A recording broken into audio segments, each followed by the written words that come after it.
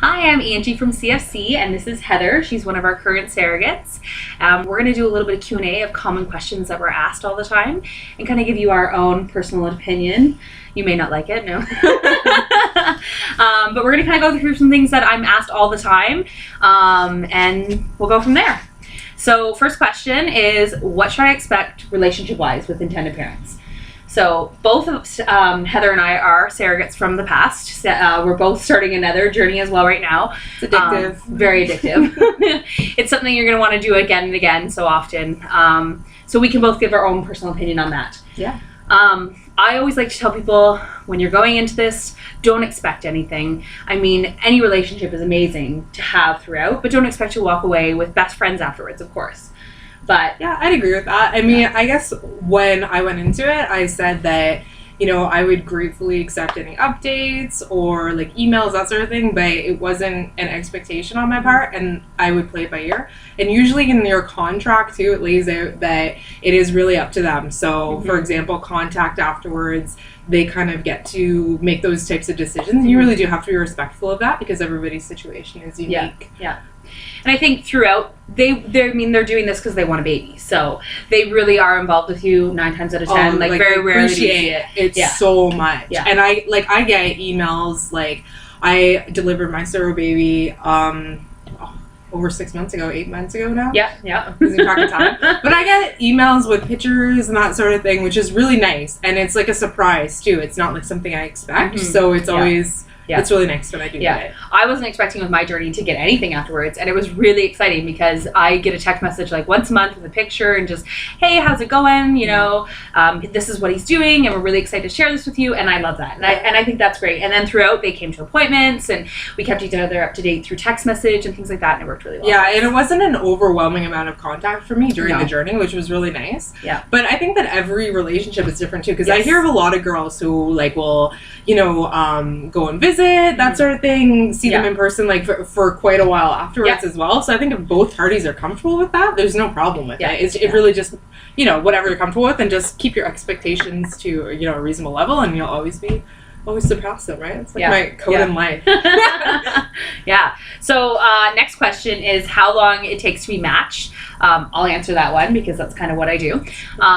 I have seen girls matched as quickly as the day after filling out an application, which is always crazy when it happens, when I'm like, hey, we just talked yesterday, we just met, but I have intended parents for you and you're awesome, so we're going to match you.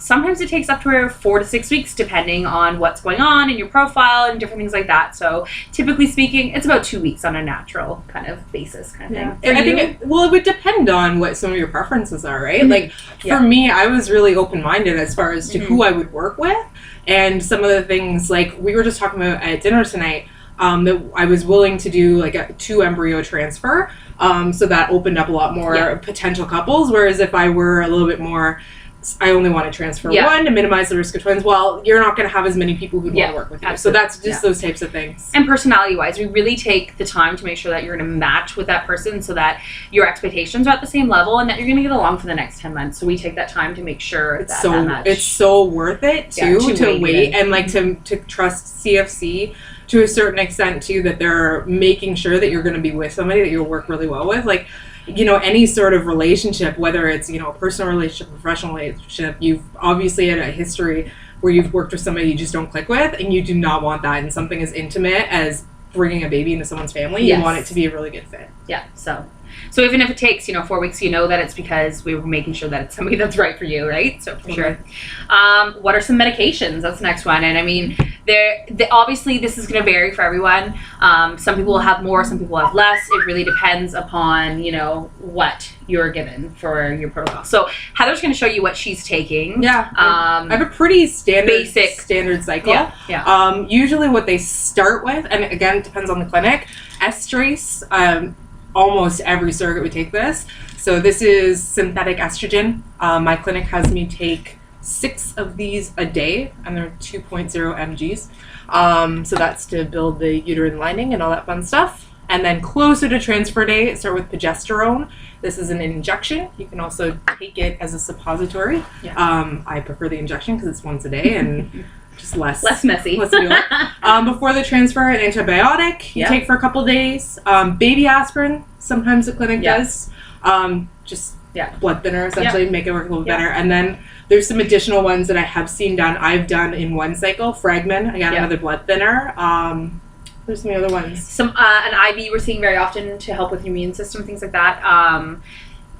Mainly blood thinners, things like that. Those are the two main hormones that you're taking. And typically it's, like you said, injection or suppository. So yeah, and Angie's trying to talk me into doing a video to show you how to do an injection, so stay tuned. That may be uploaded later. Oh gosh. I want to have more kids. Can I do this before having them? And that's a yes. That's a huge yes. For me personally, I wasn't ready to have more kids. I had 2 4-year-olds at the time, and that was plenty for me. And so I decided to do a surrogacy journey before having more kids, and it worked out great. So it took us longer than expected for it to work, and that's something we're going to talk about in a few minutes here too. And so it took us 2 years start to finish, had my surrogate baby, and then 5 months later I got pregnant with my own, and I'm going on to another surrogate baby right now. So yes, you can absolutely go on. And I mean, there's risks with any pregnancy, but the risks are no greater than your own pregnancy. Yeah. So I think that it's just important, and one thing I've heard you say to people before too, is just to be at peace. If it did turn out that for whatever reason your fertility was affected by the pregnancy, as it could be by any pregnancy, absolutely, that you would be at peace with how your family is. Certainly if you wanted to grow it, you can. If not, if it doesn't end up happening, know that at least you've brought a baby into a family and helped somebody. That so desperately wanted it. Yeah, right? absolutely. Do I get to pick my IPs?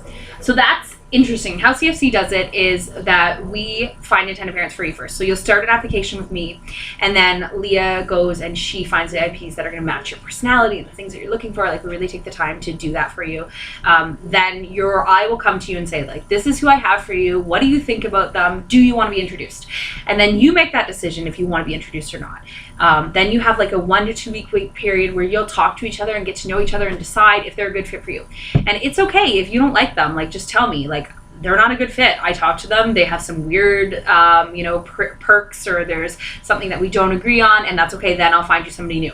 But you're not given like 5 intended parent profiles and then picking. No.